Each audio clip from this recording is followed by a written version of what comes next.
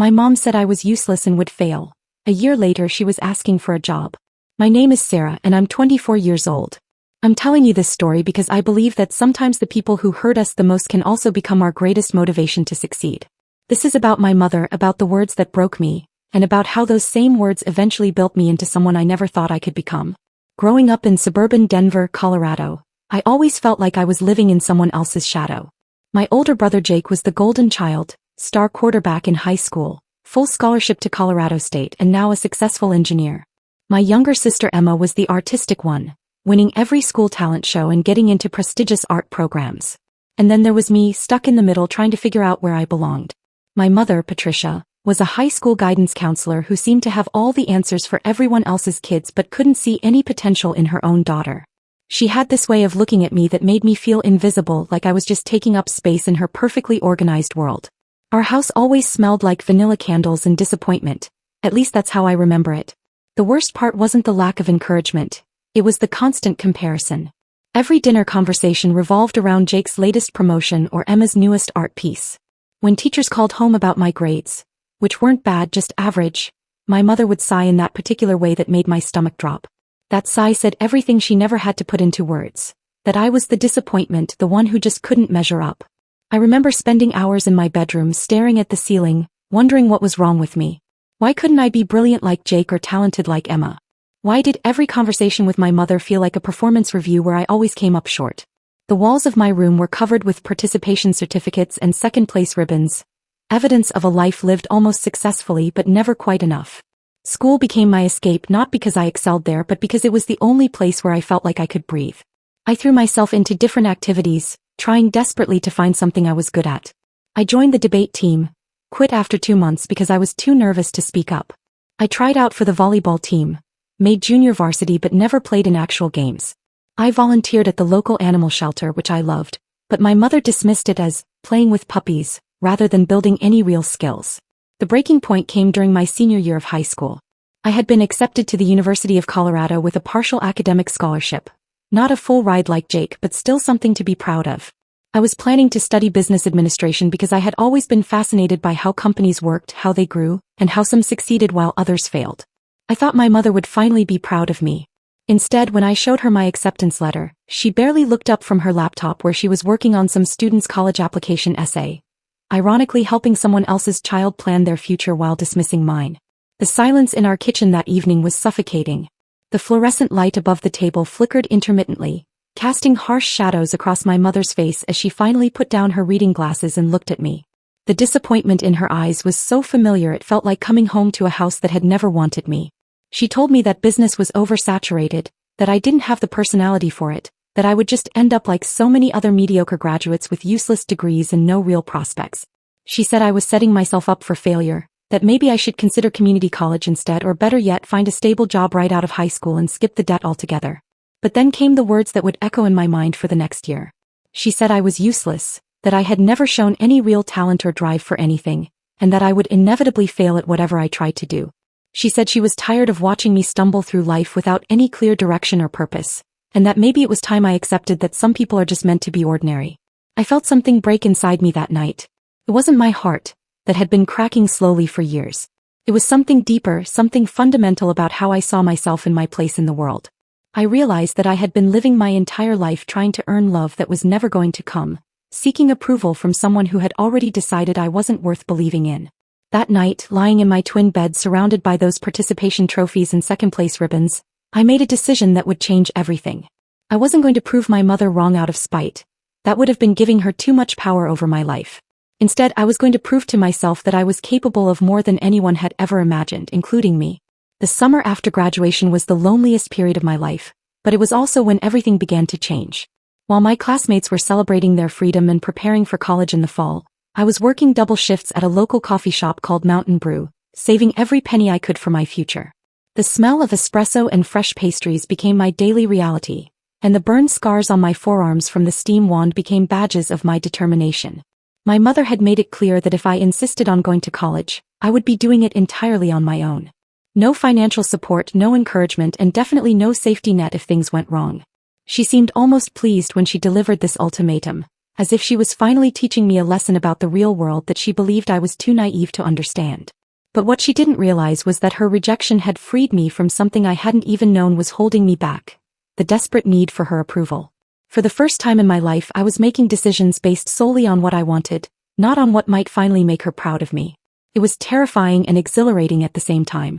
During those long shifts at Mountain Brew, I started paying attention to things I had never noticed before. I watched how the owner, Mrs. Rodriguez, managed her inventory, how she dealt with difficult customers, how she motivated her employees during busy periods. I observed which promotional strategies worked and which ones fell flat. I noticed patterns in customer behavior, how the morning rush differed from the afternoon crowd, which products had the highest profit margins, and how small changes in presentation could significantly impact sales. Mrs. Rodriguez was a kind woman in her 50s who had immigrated from Mexico 20 years earlier with nothing but a dream and an incredible work ethic. She had built Mountain Brew from a single small location into a thriving local chain with 4 stores across Denver. What impressed me most about her was how she treated every challenge as a learning opportunity rather than a setback. One particularly busy Saturday morning, when our main espresso machine broke down and we were facing a line of increasingly impatient customers, I watched Mrs. Rodriguez handle the crisis with remarkable calm and creativity.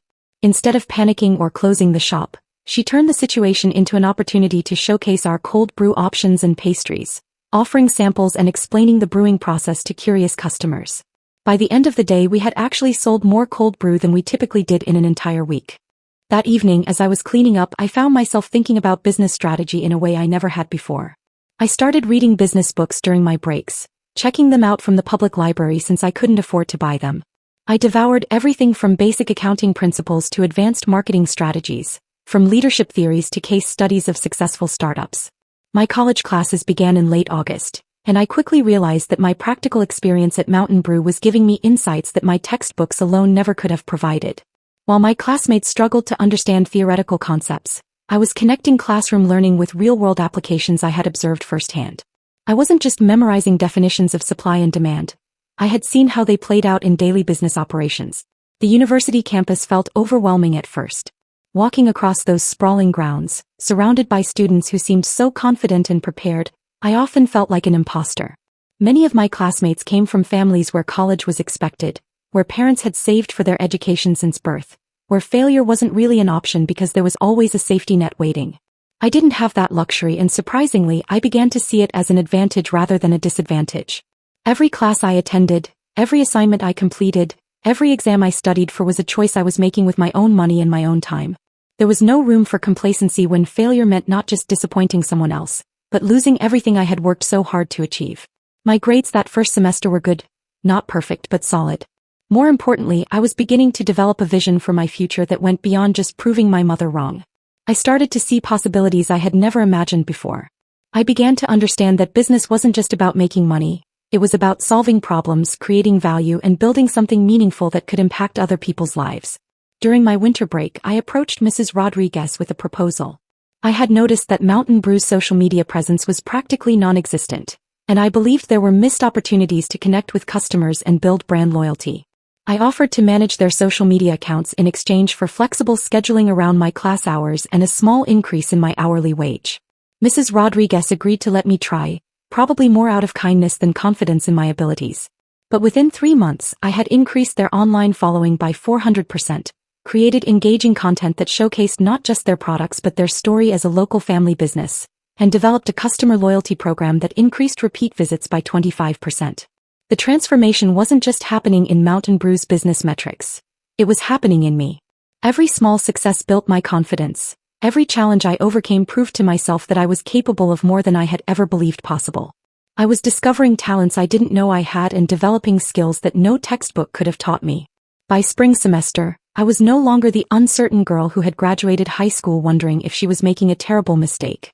I was becoming someone who could see opportunities where others saw obstacles. Someone who could turn theoretical knowledge into practical results. Someone who was building something meaningful with her own hands and her own mind. But the most important change was happening inside me. I was learning to trust my own judgment, to value my own opinions, and to believe in my own potential. The voice in my head that sounded like my mother's disappointment was getting quieter, replaced by a growing confidence in my own abilities and vision for the future. By my junior year, I had transformed from that uncertain girl who doubted every decision into someone who could see opportunities everywhere. The confidence I had built through my work at Mountain Brew and my academic success had given me something I had never possessed before. The belief that I could create something meaningful from nothing. Mrs. Rodriguez had become more than just an employer. She had become a mentor who saw potential in me that I was still discovering myself. She started involving me in bigger decisions about the business, asking for my input on everything from menu changes to expansion plans. When she mentioned that she was considering opening a 5th location but wasn't sure about the logistics, I saw an opportunity that would change everything. I spent weeks researching the proposed location, analyzing foot traffic patterns, studying the demographic data and evaluating the competition. I created a comprehensive business plan that outlined not just why the location would be successful, but exactly how to make it happen. My presentation included detailed financial projections, marketing strategies, operational procedures and risk assessment protocols that impressed even Mrs. Rodriguez's business advisors. But more than just analyzing someone else's expansion plans, I was developing my own vision. During my market research, I had noticed a gap that no one seemed to be addressing. While Denver had plenty of coffee shops, very few were truly serving the needs of the growing community of young professionals, freelancers, and entrepreneurs who needed spaces that functioned as both cafes and informal co-working environments. The idea started forming slowly during late nights spent studying in various coffee shops around the city. I watched people struggling to find reliable Wi-Fi, waiting for hours for a single power outlet, or feeling pressured to keep ordering drinks just to maintain their table. I saw freelancers packing up their laptops when the lunch crowd arrived because there wasn't enough space for both laptop users and diners. I noticed how many potentially productive people were leaving these establishments frustrated and unfulfilled. By the summer before my senior year, I had developed a complete concept for what I was calling Workspace Cafe. A hybrid establishment that would serve exceptional coffee and food while providing a professionally equipped environment for people who needed to work.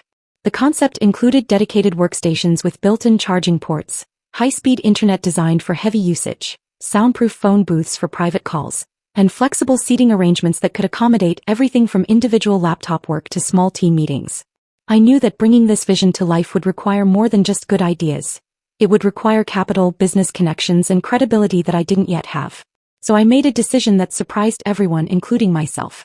Instead of taking a full course load during my senior year, I reduced my classes to part-time status and used the extra time to launch a consulting business focused on helping small local businesses improve their operations and marketing. My first client was a struggling bakery whose owner was an incredible baker but had no understanding of business fundamentals. Within 3 months, I had helped them streamline their inventory management, develop an online ordering system, and create a social media strategy that tripled their weekend sales. Word spread quickly in Denver's tight-knit small business community, and soon I had a waiting list of clients who wanted my help. Each consulting project taught me something new about business operations, customer psychology, and problem-solving under pressure. I worked with a failing bookstore that I helped transform into a thriving community hub by adding author events and book clubs. I assisted a family-owned restaurant in developing a delivery system that increased their revenue by 40% during slower weekday periods.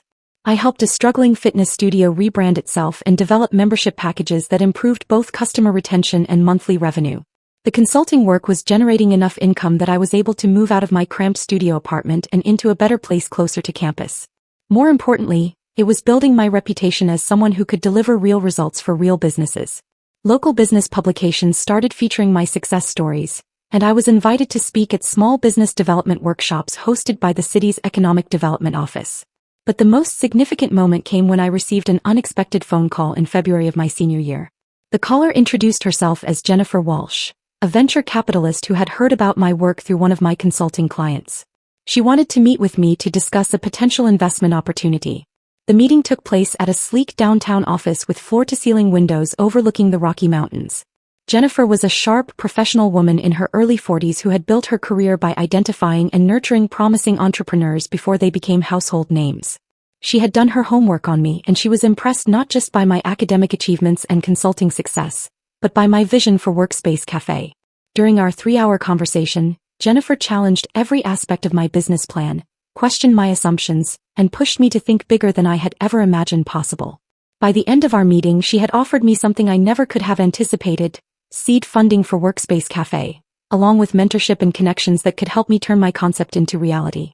The terms of her offer were fair but demanding. She would provide initial capital and ongoing guidance, But I would need to prove that I could execute my vision within specific timeframes and performance metrics. There would be regular check-ins, detailed reporting requirements, and clear benchmarks that I would need to meet to secure additional funding for expansion. I accepted her offer immediately, not because I was desperate, but because I recognized that this was exactly the kind of opportunity one had been preparing for without even realizing it. Every late night spent studying business theory, every challenge I had overcome at Mountain Brew, every problem I had solved for my consulting clients had been building toward this moment. The next few months were a whirlwind of activity. I was finishing my degree while simultaneously securing permits, negotiating lease terms, designing the interior layout, hiring staff, and developing operational procedures for Workspace Cafe. I was working 18-hour days, surviving on coffee and determination, but I had never felt more energized or focused in my life. By graduation day in May, Workspace Cafe was just 2 weeks away from opening. As I walked across that stage to receive my diploma, I wasn't thinking about the family members who weren't there to celebrate with me, or the mother who had predicted my failure. I was thinking about the team I had built, the customers I was about to serve, and the business I had created from nothing but vision, hard work, and an unwavering belief in my own potential. The girl who had once been told she was useless and destined to fail was about to open her own business at 22 years old, with the backing of a respected investor and a waiting list of customers who believed in her concept. But the most important transformation wasn't visible to anyone else. It was the quiet confidence that had replaced years of self-doubt, and the knowledge that I had earned every opportunity through my own merit and determination. Workspace Cafe opened on a sunny Monday morning in June, exactly 13 months after my mother had told me I was useless and would fail at everything I attempted. The line of customers wrapped around the block, a mix of curious locals, freelancers who had been eagerly waiting for our opening, and small business owners who had heard about our concept through word of mouth. Standing behind the counter that first morning, watching my carefully trained staff serve our signature drinks while customers settled into workstations that I had personally designed, I felt a sense of accomplishment that went far beyond financial success. This wasn't just a business. It was proof that believing in yourself can overcome any amount of doubt that others try to impose on you. The first few months exceeded even Jennifer's optimistic projections. Our customer retention rate was remarkable, with many people becoming daily regulars who treated Workspace Cafe as their primary office. We were featured in local business magazines, food blogs, and even a national publication that highlighted innovative small businesses changing their communities. More importantly, we were genuinely solving problems for people, creating a space where productivity and community could coexist. By October, we were consistently profitable and had a waiting list for our premium workstations. Jennifer was so impressed with our performance that she was already discussing expansion plans for additional locations. But the success metrics that mattered most to me were the stories I heard from customers, freelancers who had landed major clients after productive days spent working in our space, students who had completed important projects with the help of our resources, entrepreneurs who had formed partnerships with other Workspace Cafe regulars. My consulting business was also thriving, with more clients than I could handle requesting my services. I had hired 2 associate consultants to help manage the workload, and we were developing a reputation as the go-to team for small businesses looking to scale effectively. The combination of Workspace Cafe and my consulting practice was generating more income than I had ever imagined possible at my age. But financial success wasn't the most significant change in my life. The girl who had once desperately sought approval from others had become a woman who trusted her own judgment completely. I had learned to make decisions based on careful analysis and intuition rather than fear of disappointment. I had built a network of mentors, peers, and supporters who believed in my vision and capabilities. Most importantly, I had proven to myself that I could turn ideas into reality through hard work, strategic thinking, and persistence. The phone call came on a cold Thursday afternoon in November. I was reviewing quarterly reports in my office above the cafe when my assistant informed me that my mother was on the line. We hadn't spoken since graduation day, when she had offered a brief, lukewarm congratulation that felt more obligatory than genuine. I almost told my assistant to take a message, but curiosity won out. My mother's voice sounded different, smaller somehow, less certain than the authoritative tone I remembered from my childhood. She asked about the business, commenting that she had heard about Workspace Cafe's success through mutual acquaintances. She mentioned that she had seen the article about me in Denver Business Journal, and she seemed genuinely surprised by what I had accomplished in such a short time. But then the conversation took a turn that I never could have anticipated. My mother explained that she had been laid off from her position as a guidance counselor due to budget cuts in the school district. At 53, she was finding it difficult to secure another position with comparable salary and benefits. She had been unemployed for 3 months and her savings were running low. What came next was perhaps the most surreal moment of my entire life. My mother, the woman who had told me I would inevitably fail at everything I attempted, was asking if I might have any job opportunities available at my company. She mentioned her experience in counseling and administrative work, her organizational skills, and her ability to work with diverse groups of people. She was essentially interviewing with me, her daughter, for a position at the business she had never believed I could successfully create. I listened to her entire pitch without interruption, processing the complete reversal of our roles. The woman who had once held all the power in our relationship was now in the vulnerable position of needing my help. The daughter she had dismissed as useless was now in a position to potentially provide her with employment and financial stability. My first instinct was to feel vindicated, to savor this moment of ultimate irony. But as I listened to the uncertainty in her voice, I realized that revenge would have been hollow and ultimately destructive to the person I had worked so hard to become. This wasn't about proving her wrong anymore. It was about choosing who I wanted to be when faced with the opportunity to show grace or cruelty. I told her I would consider her request and get back to her within a week. During that time I consulted with Jennifer, spoke with my trusted friends and mentors, and did a lot of soul-searching about what kind of leader and person I wanted to be. The easy path would have been to either hire her immediately out of guilt or reject her application out of spite. But neither of those options felt aligned with the values I had developed over the past year. Instead, I decided to handle her application exactly as I would any other candidate. I invited her in for a formal interview, reviewed her qualifications objectively, and evaluated whether she would be a good fit for our team culture and operational needs. I wanted to make a decision based on business merit rather than personal history. The interview took place on a Monday morning in early December. Seeing my mother sit across from my desk in my own office was surreal beyond description. She was professionally dressed and clearly nervous, a stark contrast to the confident, dismissive woman I remembered from my childhood. She answered my questions thoughtfully, demonstrated genuine interest in our mission, and acknowledged the awkward dynamics of our situation with more maturity than I had expected.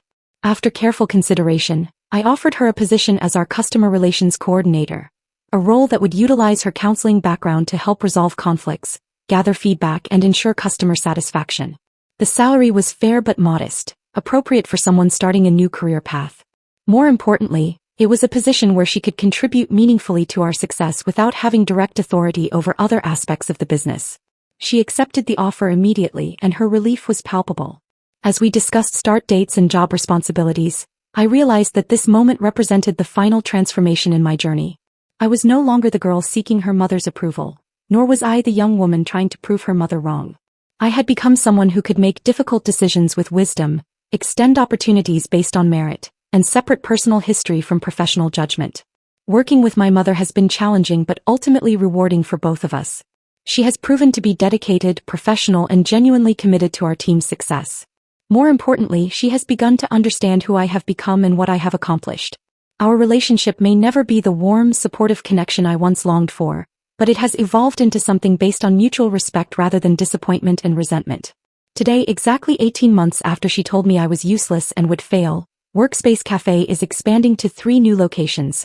My consulting firm is handling clients across the Western United States, and I'm being recognized as one of Denver's most promising young entrepreneurs. But the success I'm most proud of isn't measured in revenue or recognition. It's the knowledge that I built all of this by trusting myself, working relentlessly toward my goals, and refusing to let anyone else's limitations define my potential.